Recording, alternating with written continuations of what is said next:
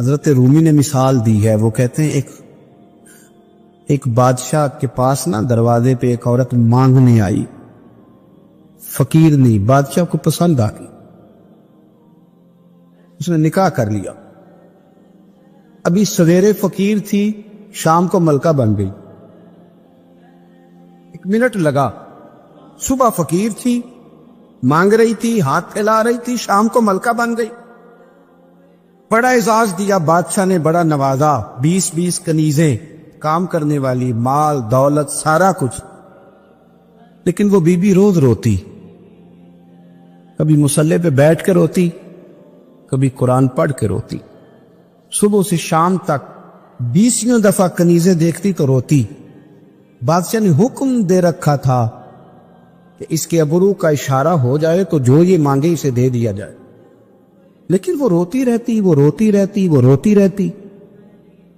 ایک دن جو کنیزوں میں سے ذرا سیانی تھی وہ آ گئی، کہنے لگی بی بی بات سن، ہمیں نہیں سمجھ آتی کہ ہم غریب لوگ ہیں، مجبور ہیں، تنگ دست ہیں، بے اختیار ہیں، تو مالدار بھی ہے اور با اختیار بھی ہے اور موج میں ہے، تو روتی کیوں ہے؟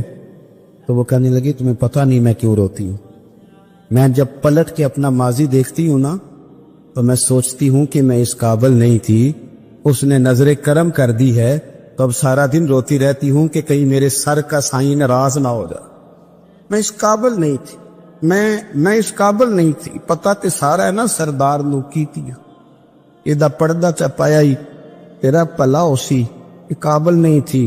اور پھر ان کنیزوں کو کہنے لگی سنگ سہیلیوں آؤ بیٹھو، میرے لیے دعا کرو کہ وہ جو میرے پاس شفقت کرتا ہے وہ ہمیشہ مجھ سے راضی رہے، وہ کہیں ناراض نہ ہو جائے، وہ کہیں کسی جگہ پریشان نہ، کہیں کوئی ایسا معاملہ نہ بن جائے۔ اس یارو وہ جو ضرب والے لوگ تھے ان کا تو یہ سٹیٹس تھا کہ وہ روتے تھے، اور یہاں 2 نیکیاں کر کے زمانے کو بتانا، 2 خدمتیں کر کے تعریف مانگنا، اجر کا سوال کرنا۔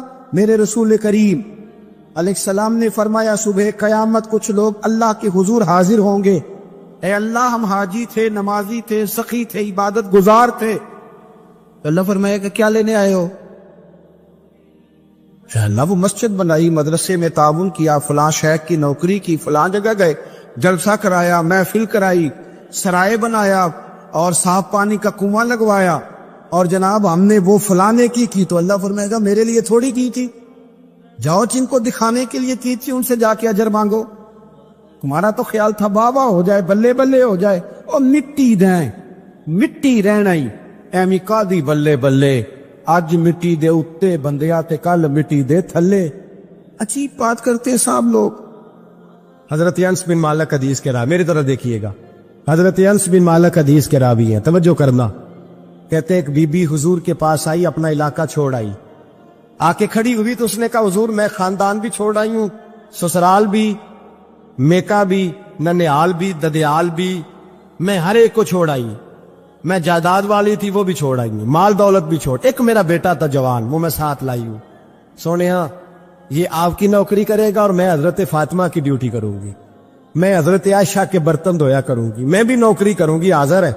فرماتے ہیں رسول پاک نے بچہ اصحاب صفہ میں رکھ لیا، اصحاب صفہ میں، اور بی بی کو نبی پاک صلی اللہ علیہ وسلم نے عورتوں کے ساتھ متعین کیا۔ حضرت انس کہتے ہیں وہ نوجوان بڑا پیارا، بڑا میٹھا، بڑا دھیما، بڑا وفاشار، وہ سبق اچھی طرح یاد کرتا، وہ نماز دلچسپی سے پڑھتا، وہ حضور کی باتوں کو غور سے سنتا، وہ رسیلا، وہ سنجیدہ، وہ کم گو، وہ میٹھا، وہ پیارا۔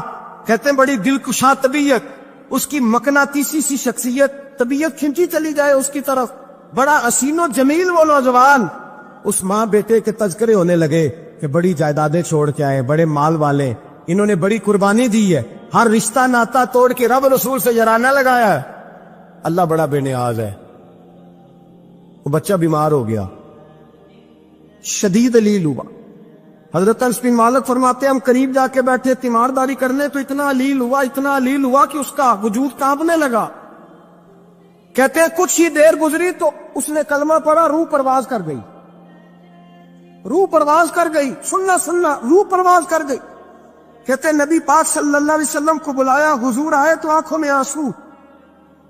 نبی پاک صلی اللہ علیہ وسلم نے سر پہ ہاتھ پھیرا، اب پہلے حضور نے جملے ارشاد فرمایا، فرمایا تم غسل دو، کفن دو، میں خود اس کا جنازہ پڑھاؤں گا۔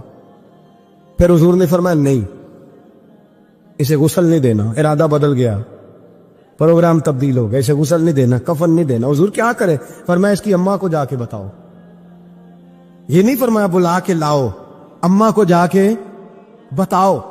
حضرت انس کہتے ہیں میں نے کوئی نرالا سے رنگ دیکھا، کوئی منفرد سا انداز دیکھا، ہمیں بھیج دیا اماں کو بلاؤ، اور خود نبی پاک اس کمرے سے نکل گئے، اور حضور کے آنسو بھی یکدم خشک ہو گئے، مزاج بدل گیا، پریشانی بدل، اماں کو بلاؤ اس کی۔ یعنی ارادہ محبوب کیا ہے، ارادہ خدا کیا ہے؟ کہ اس کی اماں کو جا کے خبر دی، تو ماں کو تو بس کوئی اتنا بتا دے کہ بیٹا سائیکل سے گر گیا ہے، سائیکل سے گر گیا ہے۔ اماں ساری رات سوتی نہیں۔ ایک شاعر نے کہا تھا، ایک مدت ہوئی میری ماں نہیں سوئی، میں نے ایک رات کہا تھا مجھے ڈر لگتا ہے، ایک رات کہا تھا مجھے ڈر لگتا ہے۔ یہ اپنے اپنے رنگ ہوتے، اپنا اپنا انداز ہوتا ہے۔ رمضان شریف کا مہینہ آتا تو میری اماں جی کہاں گری کا تیل منگاتی، چیزیں منگاتی، اور پھر زبردستی میں منع کرتا کہ اماں جی نہیں آپ کیا کر رہی، میں تو تیل ویسے بھی ذرا کم استعمال کرتا ہوں، تو رگڑ رگڑ کے، اور نہیں نہیں کتابیں بڑی موٹی ہیں، فلاں چیز بڑی موٹی، اس کا رنگ تھوڑا نرالا ہے۔ اور یہ جو ماں کا رنگ ہے نا، اس جیسا رنگ دوسرا ملتا بھی کوئی نہیں دنیا میں۔ یہ اپنی مثال آپ ہی ہے۔ اماں کو کہا تیرا بیٹا، اماں ذرا دوڑی، گری، پھر اٹھی، پھر گری، پھر اٹھی، پھر گری، روتی ہوئی آئی۔ کہتے ہیں پیچھے وہ روئی، لیکن جب بیٹے کی میت کے قریب آئی تو اب نہیں روئی۔ کہتے ہیں ہمارے چہروں پہ نظر دے ڈالی اور کہنے لگی تمہارا کلاس فیلو فوت ہو گیا، واقعی چلا گیا ہے؟ کہاں پردہ کر گیا، واقعی کہاں؟ کہتے اماں نا زمین پہ بیٹھی، اور پہلے اس نے بیٹے کے پیر اٹھا کے چومے، پھر سینے پہ رکھے، پھر وہاں سے اٹھی اور ادھر آئی، سر سجدے میں رکھا، اور دونوں ہاتھ اٹھا کے کہنے لگی اے اللہ میں دولت کے لیے ایمان نہیں لائی تھی، اے اللہ میں جائیدادوں کے لیے کلمہ نہیں پڑھا تھا، مولا میں تیری بارگاہ میں آئی تھی تو میں تیرے اور تیرے رسول کو مان کر آئی تھی، خدا بندہ میں نے میکے چھوڑ دیے، سسرال چھوڑ دیا، ننیال چھوڑ دیے، ددیال، وہ دشمن تھے سارے دین کے، چھوڑ کے آئی، میں نے آرزوؤں کا بڑا مکان بھی چھوڑا، خدا بندہ بیٹے نے جانا تھا، مجھے شکوہ کوئی نہیں، لیکن خدا بندہ اب میرے سارے کہیں گے تو نے کلمہ پڑھا تھا تو تیرا بیٹا ہی چلا گیا، اے اللہ کی اگر نے دل مسلم کی دل جوئی نہیں، تانا دیں گے بت کے مسلم کا خدا کوئی نہیں، اے اللہ میرا یقین کہتا ہے کہ اگر تو مارنے پہ قادر ہے تو زندگی دینے پہ بھی قادر ہے، خدا بندہ کافروں کو راضی نہ کر، وہ خوش ہو جائیں گے، وہ مجھ پہ تانے کسیں گے، پھپتیاں کسیں گے، اے عرش کے مالک رحمت کا دروازہ کھول، میں تیرے نبی کی بارگاہ ناز میں رہتی ہوں، نظر فرما۔ حضرت انس بن مالک فرماتے ہیں ایمان، یقین اور استقامت کے ساتھ اس نے جب دعا مانگی تو ہم نے مسجد نبوی کے صحن میں عجیب نظارہ دیکھا، ایک ماں نے دعا مانگی تو بیٹا اٹھ کے بیٹھ گیا، کہتے بیٹا اٹھ کے بیٹھ گیا، کلمہ پڑھ تو وہ اٹھ کے بیٹھا، ماں نے سینے سے لگایا، اور ماں اور بیٹا نعرے لگانے لگے لوگوں سنو، قرآن بھی سچا، اسلام بھی سچا، اللہ بھی سچا، یہ مسجد نبی سچوں کا گھر، اور سب سے بڑھ کے اللہ کا رسول سچا، اللہ کے رسول سچے، محبوب سچے، مسجد میں رہنے والوں میں سب سے بڑھ کر سچے، رسول کائنات صلی اللہ علیہ وسلم کا دین سچا۔ فرماتے رسول پاک کو خبر دی تو محبوب نے مسکرا کے فرمایا میرے رب کی طاقتیں بڑی زیادہ ہیں، ان اللہ علی کل شیء قدیر، اللہ کی طاقت بڑی ہے، ایمان تھا، یقین، استقامت، بچہ اٹھ کے بیٹھ گیا۔ حضرت انس کہتے ہیں وہ حضور کے زمانے میں بھی حیات رہا، وصال ظاہری کے بعد حضرت ابو بکر کے زمانے میں بھی موجود رہا، عمر کے زمانے میں بھی موجود، حضرت عثمان کے زمانے میں اس کی ماں کا انتقال ہوا، اس نے اماں کو دفن کیا، اور ماں کے بڑے عرصے کے بعد اس نے پردہ کیا۔ جب ہم اس کی طرف دیکھتے تھے نا، دیکھتے اس کی طرف تھے پر ہمیں اس کی اماں کا ایمان یاد آ جاتا تھا، ہمیں یقین۔ او بھائی، ایک نوجوان تھا 12-14 سال کا، یہودیوں کا بچہ تھا، بخاری موجود ہے، اکثر حضور کے پاس آیا کرتا، چھوٹے موٹے کام نبی پاک کے کر دیتا، اور کچھ بھی نہ ہوتا تو آ کے بیٹھا رہتا، حضور کا چہرہ ہی دیکھتا رہتا، نبی کریم کا چہرہ ہی دیکھتا رہتا، خوش رہتا، حضور کی زیارت ہی کرتا رہتا۔ 2-3 دن وہ آیا نہیں، بخاری میں موجود ہے، حضور نے فرمایا معلومات کرو کیوں نہیں آیا، صحابہ نے عرض کی حضور بیمار ہو گیا، بیمار ہو گیا۔ امام زرقانی نے لکھا ہے، فرماتے وہ بھی اپنے گھر میں نا روز دروازہ دیکھتا رہتا، روز دروازہ دیکھتا رہتا۔ اس کی ماں کہنے لگی بیٹا جن کا تو انتظار کر رہا ہے وہ مشکل سے آئے، ہمارا نہ مذہب کا رشتہ ہے نہ کسی اور کا، کیسے آئے؟ لیکن حضور نے فرمایا چلو چلتے ہیں۔ جب میرے نبی کریم علیہ السلام نے دروازے پہ دستک دی تو امام زرقانی کہنے لگا اماں سے کھولو دروازہ، مصطفیٰ کریم آ گئے۔ حضور آ گئے، والد نے دروازہ کھولا، نبی کریم اندر تشریف لائے۔ نبی پاک کا جو دست مبارک تھا نا وہ کستوری سے زیادہ مہکا کرتا تھا، کستوری سے زیادہ مہکتا، برف سے زیادہ ٹھنڈا ہوتا۔ کہتے نبی پاک اس کے پاس گئے تو اندر داخل ہوا تو رونے لگا۔ حضور نہ سرانے والی سائڈ پہ بیٹھ گئے، اس کا سر اٹھا کے گود میں رکھا، اور جب اس کے بالوں میں حضور نے دست مبارک پھیرا تو اس کی ماں اور باپ کی آنکھوں میں بھی آنسو آ گئے۔ یہ انداز کرم غریبوں کے ساتھ، ہم غریبوں کے ساتھ۔ وہ ایک ہندو شاعر تھا تو وہ حضور کی نعتیں لکھتا تھا، تو کچھ مسلمان بھی بڑے ڈاڈے ہوتے ہیں نا، اس کو جا کہنے لگے نعتیں تو بڑی لکھتا ہے، کلمہ کیوں نہیں پڑھتا، کلمہ بھی پڑھنا۔ تو اس نے کہا چل اس پہ بھی شعر سن لے، اس پہ بھی تو شعر ہی سن لے، کو میں تیرا پابند تو نہیں۔ کہنے لگا ہو جائے عشق کسی سے کوئی چارہ تو نہیں، صرف مسلم کا محمد پہ اجارہ تو نہیں، صرف مسلم کا محمد پہ اجارہ تو نہیں۔ اتنا ڈانٹا نہ ہو یار، میرے ساتھ یہ رویہ نہ کر، ہو گیا پیار، یہ ہو جایا کرتا ہے، اب تو اس طرح تو نہ کر میرے ساتھ۔ حضور نے جب پھیرا نا بالوں میں ہاتھ تو ماں باپ رونے لگے، اس نے بھی آنکھیں کھولی۔ میرے رسول پاک سید عالم صلی اللہ تعالی علیہ وآلہ وسلم نے نا اس بچے کا چہرہ دیکھا، حضور سمجھ گئے وقت تھوڑا رہ گیا۔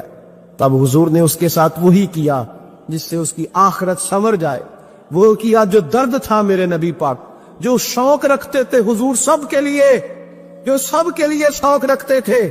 میرے محبوب فرمانے لگے بیٹے کلمہ پڑھ لے، کلمہ۔ حضور کا شوق یہی ہے، یہی شوق ہے لوگ دیندار بن جائیں، کاروبار چمک جائیں جی، مرشد کے پاس گیا تو ریل پیل ہو گئی، یہ شوق ہی نہیں نبی پاک کا۔ حضور کا تو شوق ہے کہ سجدے کا ذوق ہو جائے، عبادت کا شوق بن جائے۔ نبی کریم علیہ السلام نے فرمایا بیٹے کلمہ پڑھو۔ اس بچے نے اپنے ماں باپ کی طرف دیکھا، باپ رو پڑا، کہنے لگا بیٹا آج ثابت ہوا ہے کہ میں نہیں تجھ سے اتنا پیار کرتا جتنا مصطفیٰ کرتے ہیں، تو میری طرف نہ دیکھ، تو پڑھ لے کلمہ، کلمہ پڑھ۔ اس بچے نے کلمہ ابھی پورا پڑھا ہی تھا کہ اس کی روح پرواز کر گئی، مسلمان ہوتے ہی اللہ کی بارگاہ میں حاضر ہو گیا۔ نبی کریم صلی اللہ تعالی وسلم نکلے، آنکھوں میں آنسو تھے، لبوں سے مسکرا رہے تھے، اور حضور فرمانے لگے اللہ کا شکر ہے جس نے میری وجہ سے اسے جہنم سے آزاد کر دیا، کہ دوزخ سے بچ گیا، یہ شکر ہے۔ شکر اس بات کا کرو کہ کوئی ہماری وجہ سے دوزخ سے بچ جائے، دوزخ سے بچ۔ باقی تو سارے کام چلتے ہیں، دنیا داری تو ہوتی ہے، کوئی بندہ جہنم والی سڑک پہ نا۔ ایک بات اور سنیں اور اس کو نا اپنے دل میں جگہ دیں۔ نبی پاک علیہ السلام کی جو خواہش تھی نا ہمیشہ سے، وہ یہ تھی کہ لوگ سنوریں، لوگ دین پر عمل کریں۔ ایک گروہ تھا صحابہ کو، ان کو فرمایا کہ فلاں جگہ جہاد کے لیے جانا ہے تو جمعہ وہاں جا کے پڑھنا۔ یہ لوگ جو مفت کے لاڈلے نہیں بن جاتے، فری کے، نہیں جی نہیں میرا عشق نہیں اجازت دے رہا۔ بھئی تو تیرا کس طرح کا عشق ہے، تو ہاتھ مان کہ نہ ماننا عشق ہے، جی میں لاڈلا ہوتا ہوں۔ یہ کس طرح کا لاڈلا؟ لاڈلا تو وہ ہوتا ہے جو تابع دار ہوتا ہے، جو ابرو کا اشارہ سمجھتا۔ نبی کریم نے فرمایا صحابہ سے، فرمایا جمعہ وہاں جا کے پڑھنا۔ بہت سارے لوگ چلے گئے تو چند لوگ رہ گئے۔ جمعے کی نماز کے بعد حضور نے پوچھا گئے نہیں؟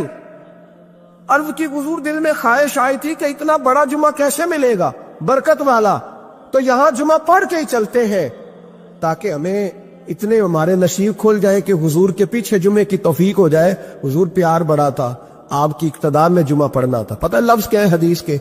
حضور فرمانے لگے اگر تم میری بات مان کے وہاں جا کے جمعہ پڑھتے تو مجھے زیادہ خوشی ہوتی۔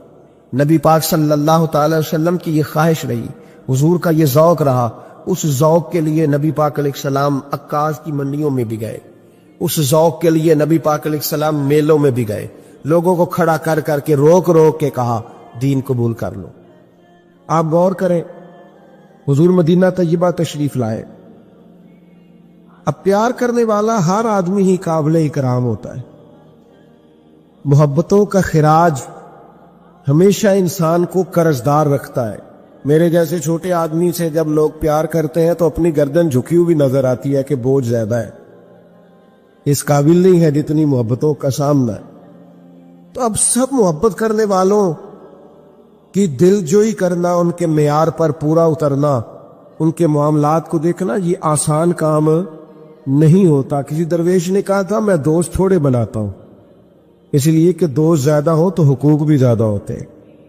تمہیں اتنی وسعت نہیں رکھتا کہ میں سب کے حق ادا کر سکوں۔ نبی پاک علیہ السلام مدینہ طیبہ تشریف لائے تو ہر آدمی کی خواہش ہے حضور میرے گھر آئے، حضور میرے گھر آئے، اور جو بھی وہاں عرض گزار ہے اور پیغام دے رہا ہے سب کے سینے بھی کھلے ہوئے ہیں، دل بھی کھلے ہوئے ہیں، آنکھیں پلکیں فرش راہ کیے ہوئے ہر آدمی منتظر ہے کہ محبوب میرے گھر میں ہے۔ بڑا امتحان ہے، کس طرح کر کے سب کی چاہتوں کا جواب دیا جائے۔ تو یہ ذرا دیکھیے اس امی لقبی محبوب کی حکمت اور دانائی۔ محبوب فرمانے لگے بھی میری جو اونٹنی ہے نا یہ معمور من اللہ ہے، میں گویا خود نہیں فیصلہ کرتا میں نے کہاں جانا ہے، جہاں اونٹنی بیٹھ جائے گی میں مہمان بن جاؤں گا۔ انداز دیکھیے، نبی پاک علیہ الصلوۃ والسلام نے نا اونٹنی کی لگامیں اس کی گردن پر ڈال دی، اب وہ اونٹنی چلتی جا رہی ہے، تھوڑی آگے جا کے ایک جگہ وہ بیٹھ گئی، لیکن اس کے بیٹھتے ہی حضور اترے نہیں، محبوب بیٹھے رہے۔ ابھی سرکار کی اونٹنی پوری طرح بیٹھی نہیں تھی، پھر اٹھ کے کھڑی ہو گئی، اور تھوڑا سا آگے چلنے کے بعد حضرت ابو ایوب انصاری کے دروازے کے سامنے بیٹھ گئی، اور وہ اس طرح بیٹھی کہ اس طرح جم کے بیٹھی کہ اس نے اپنی گردن بھی بچھا دی۔ جب اطمینان سے اونٹنی بیٹھ گئی، نبی کریم اترے، جناب ابو ایوب انصاری رضی اللہ تعالیٰ عنہ کے گھر میں جلوہ فراز ہوئے۔ یہ وہ دانائی تھی میرے کریم محبوب کی، وہ حکمت تھی کہ کسی محبت کرنے والے کو اعتراض کیا ہونا تھا، سب کا قربان ہونے کو دل کر رہا۔ ہمارے ہاں تو 4 بچے ہوتے ہیں اور ہم کسی ایسی دانائی کا مظاہرہ ہی نہیں کرتے کہ ان کے اندر برابری کر سکے، ہم اس سمجھ بوجھ کا لحاظ ہی نہیں کرتے۔ ہمارے ایک استاد تھے تو وہ اکثر کہا کرتے تھے، جن کو پڑھانے کی ڈیوٹی لگاتے ان سے کہا کرتے تھے کسی طالب علم سے چڑ نہ جانا، اسکول کے، کالج کے، مدرسے کے کسی بچے سے چڑ نہ جانا، تم اگر کسی سے چڑ گئے تو اس کا مستقبل خراب ہو جائے گا، اس لیے کہ تم ذاتی اناد پال لو گے، بچہ بڑا لائق ہے لیکن تمہارا فرما بردار نہیں، تم چڑ گئے ہو، تم بات بات پہ ڈانٹتے ہو، بالآخر وہ ساری تباہی ہو گئی، بدگمان ہو گیا۔ نبی پاک علیہ الصلوۃ والسلام امی ہیں، لیکن یہ میرے محبوب کی نبوت کی اعلیٰ دلیل ہے کہ اللہ تعالیٰ نے محبوب کو حکمت، تدبر، دانائی، ہم دانا نہیں ہوتے، شعور نہیں رکھتے، فہم و فراست کا۔ وہ عارف رومی کہتے ہیں کہ ایک شخص بادشاہ تھا، اس نے خواب دیکھا، خواب میں دیکھا کہ اس کے سارے دانت ٹوٹ گئے۔ اس نے ایک معبر کو بلایا، تعبیر کرانے والے کو، اس سے کہا اس کی تعبیر کیا ہے؟ اس نے کہا جناب اس کی تعبیر یہ ہے کہ آپ کے سارے رشتہ دار آپ کی زندگی میں فوت ہو جائیں گے۔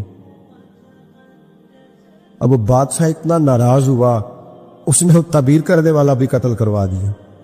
اس نے کہا وہ بھی کوئی زندگی ہے جس میں نہ بھائی ہو، نہ بہن ہو، نہ بچے ہو، نہ بیوی ہو، نہ ماں ہو، نہ باپ، مروا دیا۔ ایک اور آدمی تعبیر کرنے والا تھا پر وہ دانا بھی تھا، اس کو بلایا اور بلا کر بادشاہ نے کہا میں نے خواب دیکھا ہے، خواب میں میرے سارے دانت ٹوٹ گئے، تعبیر بتائے۔ تو کہنے لگا بادشاہ مبارک ہو، اس کی تعبیر یہ ہے کہ اللہ تعالیٰ خاندان میں سب سے لمبی عمر آپ کو عطا فرمائے گا۔ بادشاہ نے اسے انعام دیا، کہا تو جیتا رہ، کیا تو نے بات کی ہے، اب میری بات کو سمجھیے گا۔ تعبیر اس نے بھی وہی بتائی ہے جو پہلے والے نے بتائی، لیکن پہلے والے نے کہا تیرے سارے رشتہ دار تیری زندگی میں فوت ہو جائیں گے، اس نے اسے بھی مروا دیا۔ بات اس نے بھی وہی کی ہے، لیکن بات گرچہ بے سلیقہ ہو کلیم، پر بات کرنے کو سلیقہ چاہیے۔ آپ بے سلیقہ بات بھی کریں پر سلیقے سے تو کریں، کوئی لہجہ ہی نہیں، حکمت ہی نہیں، کوئی دانائی نہیں۔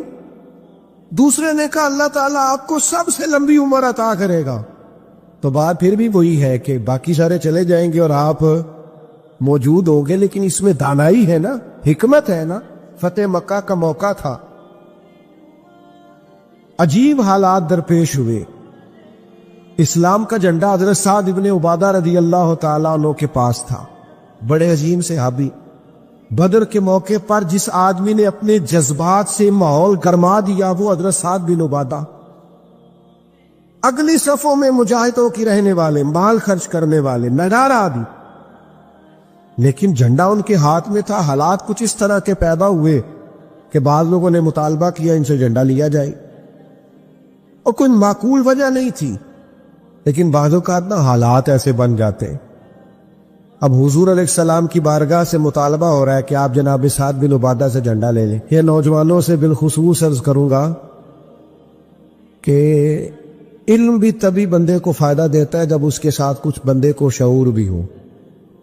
ہنر بھی تبھی فائدہ دیتا ہے جب اس کے ساتھ کچھ نہ کچھ دانائی بھی ہو. شیخ سعدی فرمایا کرتے تھے 1 من علم ہونا تو سنبھالنے کے لیے 10 من عقل کی بھی ضرورت ہوتی ہے، ورنہ ضائع ہو جاتا ہے سارا. دانائی، تدبر. یہ دیکھیے امی لقبی محبوب سے ہم نے دانائی سیکھنی ہے، تدبر سیکھنا ہے، فہم و فراست سیکھنی ہے. زندگی میں شعور کس کو کہتے ہیں یہ حضور ہمیں سکھائیں کہ جناب حضرت سعد بن عبادہ کو اتارنا ہے. اب بڑے بڑے دانا صحابہ کہہ رہے تھے یا رسول اللہ کوئی ایسی بات نہیں ہے، حالات اس طرح کے ہیں، کیسے یہ فیصلہ کرے. حضور نے فرمایا کوئی مشکل نہیں، اتار دیتے، بدل دیتے، ان سے منصب لے لیتے. یا رسول اللہ یہ آسان نہیں ہے، کیسے؟ فرمایا ابھی دیکھنا تم. یہ اللہ تعالیٰ نے میرے محبوب کو حکمت کی خزانوں کی کنجیاں عطا فرمائی. نبی کریم علیہ السلام نے فرمایا سعد بن عبادہ جھنڈا دے دیں آپ واپس. اب آپ لشکر کے علم بردار نہیں رہے. انہوں نے بوجھل ہاتھوں سے جھنڈا تھاما ہوا تھا، پریشان تھے کہ کوئی ایسی بات نہیں. جب حضور نے کہا دیں، وہ غلام تھے. سانو قید سجن دا گہنا ہے، وہ جینجے رکھے ایسا اونج رہنا ہے. انہوں نے اسی وقت جھنڈا تھما دیا، خوش ہو کے تھما دیا. لیکن یہ میرے محبوب کی حکمت ہے. محبوب نے جناب سعد بن عبادہ سے جھنڈا لیا اور قریب ان کے جوان بیٹے کھڑے تھے، محبوب نے جھنڈا انہیں دے دیا. فرمایا کمان تیرے ہاتھ میں ہے. باپ کا قد اس وقت 10 فٹ زمین سے اونچا ہو جاتا ہے جب اس کا بیٹا اس کی جگہ پہ بیٹھ جاتا ہے. وہ کہتا ہے میری فکر گئی، میں اب بے فکر ہوں. جب انہی کے بیٹے کو وہ منصب ملا تب حضرت سعد بن عبادہ کے چہرے کی کیفیت یہ تھی کہ وہ گویا اپنی آنکھوں اور اپنے چہرے سے بتا رہے تھے میں تو خود جھنڈا پکڑ کے اتنا راضی نہیں تھا جتنا اپنے بیٹے کے ہاتھ میں دیکھ کے راضی. یہ آپ تدبر سیکھیں. میں اپنے نوجوانوں کو دیکھتا ہوں جذباتی مزاج، بھاگتے دوڑتے، بے چین، پریشان، الجھے ہوئے. ابھی میں ملک سے باہر تھا، میرے ساتھ اکثر ایسے ہوتا ہے. بیرون ملک جو لوگ ہوتے ہیں نا وہ زیادہ پریشان ہوتے ہیں پاکستان کے حالات کو لے کر، وہ زیادہ خبریں دیکھتے ہیں. ایک صاحب مجھ سے کہنے لگے پاکستان کے حالات، میں نے کہا بالکل ٹھیک ہے. اتار چڑھاؤ ہے، زندگی کے ساتھ چلتا ہے. بے چینی نہیں، بے قراری نہیں، الجھاؤ نہیں، ہر وقت کا اضطراب نہیں. دانائی، تدبر، حکمت، معاملہ فہمی، یہ ہمیں ہمارے رسول پاک نے عطا فرمائی. آپ اپنی زندگی کو سلیقے سے گزاریں، قیمتی بنائیں. آپ اپنے وجود سے بڑا کام لے سکتے ہیں، لیکن کیا ہے؟ دانائی نہیں ہے. جذباتی مزاج اور جذباتی پن ہماری طبیعتوں کا حصہ ہے. جذباتی فیصلے، جذباتی باتیں. ہمارے دیہاتوں میں چودھری فیصلہ کس کے حق میں کرتے ہیں؟ جو پہلے آ جائے. وہ سچا ہے یا جھوٹا ہے؟ پہلے گیا ہے، بس اولے مینو پہلا آخیا تسی تے آئے ہی نہیں، اسی بات میں فیصلہ دے دیا. دانائی، تدبر، یہ رسول اللہ صلی اللہ علیہ وسلم نے ہمیں سکھایا. امی لقبی ہے حضور. اور دوسری بات، انسان کے پاس جو سب سے قیمتی چیز ہوتی ہے نا وہ اس کا کردار ہوتا ہے. آپ نے زندگی میں نقوش کیا چھوڑے؟ آپ جہاں رکے، جہاں بیٹھے، یہ ایسا تو نہیں زندگی میں کہ یہ 10 دوست پرانے، یہ 10 دوست آج کل کے ہیں اور ان کے درمیان بھی غیبتیں جاری ہیں، بات کام ختم ہونے کے قریب ہے، اور پھر اس کے بعد اور کوئی 4 دوست ہم تلاش کریں گے. اچھے نقوش نہیں چھوڑتے. کتنی خوشیوں سے رشتے طے پاتے ہیں، لیکن وہ تھوڑا وقت نہیں گزرتا تو ساری سوچے، سارے نظریات گدلے اور میلے کچیلے ہونے لگ جاتے، اس ساری محبتوں کو زنگ لگنے لگ جاتا ہے۔ عظمت کردار، بلندی، آپ کے افکار، آپ کا اچھا گمان، آپ کی سوچیں، آپ حیران ہوں گے اللہ تعالیٰ نے نبی پاک کا وجود ہی معجزہ بنایا ہے، لیکن جب حضور کے اپنوں نے دلیل مانگی نا، اپنوں کو مطمئن کرنا بڑا مشکل کام ہوتا ہے۔ قریبیوں نے دلیل مانگی، قریش مکہ نے، کہ آپ نبی ہیں تو دلیل دیں۔ نبی پاک علیہ السلام نے اپنے اپنوں کو معجزہ نہیں دکھایا، بلکہ قرآن مجید فرماتا ہے کہ محبوب نے کہا فَقَدْ لَبِثْتُ فِيكُمْ عُمَرًا مِّن قَبْلِهِ أَفَلَا تَعْقِلُونَ، میں کوئی باہر سے نہیں آیا، میں نے اپنی اس سے پہلے کی ساری عمر تمہارے درمیان گزاری ہے، 40 سال یہاں گزارے، اپنے ماں کی گود میں بھی، نانا کے کندھوں میں بھی، جناب ختیجہ کا دولہا بن کے بھی، بیٹیوں کا باپ بن کے بھی، میں نے سارا وقت تمہارے بیچ گزارا، افلا تعقلون، تمہیں عقل نہیں؟ وہ محبوب ان سے فرما رہے ہیں کہ میری جیسا سچا ہے تو لا کے دکھاؤ، باہر سے نہیں آیا، تمہارے درمیان رہا۔ تو یار یہ مشکل کام ہوتا ہے، چاروں جانب ماحول خراب اور بندہ پھر ٹھیک رہے۔ اکثر لوگ تو اپنے بچے کی غلطی نہیں نکالتے، کہتے دوستوں نے خراب کر دیے، اماں کہتی ہے منڈا میرا ٹھیک سی، دوستوں نے خراب کرتا ہے۔ میں نے کہا چلے اچھی طرح سے سوچ لے، ہو سکتا ہے دوست ٹھیک ہو، آپ کے بچے نے سارا ماحول گڑبڑ کر دیا ہو۔ یہ جان چھڑانا تو آسان ہے، لیکن سارے ماحول کے اندر کردار کی عظمت، جب نبی پاک علیہ السلام نے مختلف بادشاہوں کو خطوط لکھے نا اسلام قبول کر لو، تو کیسر روم کو بھی خط لکھا۔ کیسر سیانا آدمی تھا۔ سیانے لوگ جو ہوتے ہیں وہ زمینی حقائق دیکھتے ہیں، جذباتی فیصلے نہیں کرتے، وہ معاملہ فہم ہوتے ہیں۔ آج کل جس طرح میں اور آپ ہیں نا تصویروں کے اندر زندگی گزار رہے ہیں، لائکس، ویوز، کومنٹس کسی پر زندہ ہے، لوگ ان پر وقت نہیں گزارتے تھے۔ اس سمجھدار لوگ، کیسر روم کے پاس میرے محبوب کا خط گیا، اس نے فوراً نہیں فیصلہ کیا، کہنے لگا کوئی، ورنہ بہت سارے ایسے بدبخت بھی تھے معاذ اللہ جنہوں نے حملے کی تیاری شروع کر دی، ہمیں خط لکھا ہے اسلام قبول کرو ہم حملہ کریں گے، لیکن یہ سیانا آدمی تھا۔ اس نے لوگوں سے کہا یہاں اگر کوئی سردار آیا ہوا ہو نا، مکے کا تجارت کی غرض سے سردار آیا کرتے، کوئی سردار آیا ہوا ہو تو میری ملاقات کراؤ۔ جناب ابو سفیان ابھی مسلمان نہیں ہوئے تھے، اور ہر جنگ میں قریش مکہ کی لیڈ وہ کرتے تھے، وہ ان دنوں وہاں گئے ہوئے تھے، تجارت کی غرض سے بلا لیا۔ اب کیسر نے سامنے کھڑا کیا، بخاری شریف سے لے کر کتب سیرت میں تمام جگہ کتب احادیث میں آپ کو الفاظ کے اختلاف کے ساتھ لیکن مفہوم ایک ہی یہ روایت ملے گی۔ کیسر نے سوال کرنے شروع کیے جناب ابو سفیان سے، پہلے پوچھا آپ کون ہے؟ کہا میں سردار ہوں۔ کو رشتہ؟ کہنے لگے جس محبوب نے آپ کو خط لکھا ہے میں رشتے میں چچا ہوتا ہوں۔ کہنے لگے بتائیے اس محبوب نے دعوی نبوت کیا ہے، ان کے خاندان میں ماضی قریب میں کسی اور نے بھی کیا ہے؟ کہا نہیں۔ کہاں کوئی بادشاہ گزرا ہو ان کے خاندان میں قریب کا؟ کوئی نہیں۔ کہا یہ بتائیے ان کے ماننے والے امیر ہیں کہ غریب؟ تو ابو سفیان کہنے لگا ماڑے ماڑے بندے، ماڑے ماڑے بندے۔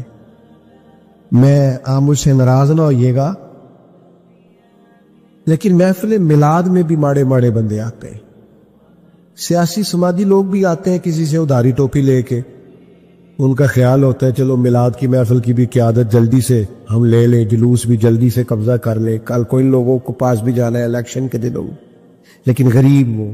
پر ہمارا حال یہ ہوتا ہے کہ جس کو 35 سال ہو گئے فجر کی اذان پڑھتے وہ بیچارہ میلاد کی محفل کی بھی صدارت نہیں کر سکتا، وہاں بھی جن کے ہاتھوں میں نوٹوں کی دتیاں اچھی ہو ان کی سیٹیں اگلی ہوتی۔